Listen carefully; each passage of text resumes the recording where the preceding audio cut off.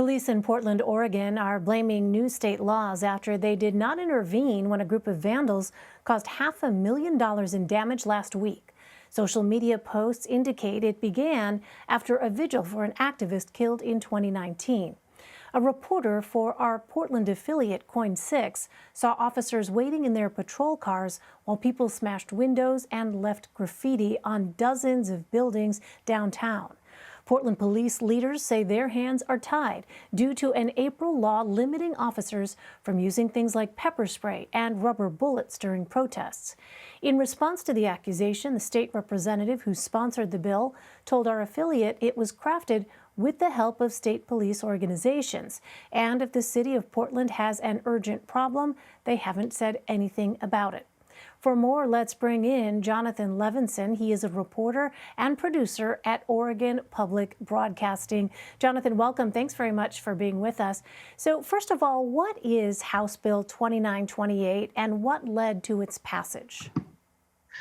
The legislation, it was part of a package of police reform bills that were passed last summer during the racial justice protests. This one in particular was in response to scenes downtown of protesters in streets getting just doused in tear gas, crowds of sometimes in the thousands being dispersed with impact munitions. The bill says that police can't use tear gas unless one or more people in the crowd have done something that would justify the use of physical force. It also prohibits firing less lethal munitions at a person's head unless lethal force is justified. But you know, the new law is already in line with Portland police policies, which said the same thing before the law was passed. Well, Portland has been struggling to recruit police for some time. What are they doing to address those shortfalls? And also, I'm curious, Jonathan, has there been a response or a statement from the mayor of Portland to this latest round of violence? The Portland police are about 120 officers short right now. To address it, they're hiring. They got rid of half their background investigators last year and dissolved their recruiting program, but they're making some progress. Since the beginning of the year, they've received almost 900 applicants. About 350 are waiting for their background check. Another 140 are in the background check process. So far, they've hired 21 people this year. So they're making some progress through it.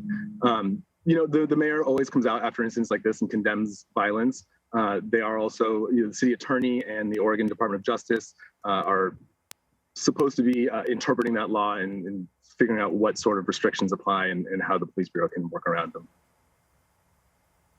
So, you know, the political right claims that Portland is a prime example of failed liberal governance. The left says it's an illustration of over-aggressive policing.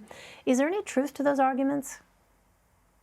I'm sure, both sides, right? The police here have a very checkered past, including keeping officers on the force who appear to support Nazis. One officer built a shrine to former SS officers in a city park, and he was allowed to keep his job. More recent reporting that we did here at OPB showed that at least one Portland officer had paid membership to the Oath Keepers militia.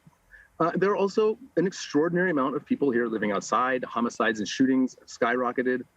Portland has the same problems that many big cities are grappling with, and it also has a unique commission form of government that makes policy changes much more difficult to implement. So, you know, it's less about the political makeup of the city and much more about historical factors and sometimes just really dull bureaucratic operations. Well, earlier this year, the Department of Justice issued a formal letter of non-compliance to the Portland Police Department. What was the basis of the DOJ's investigation?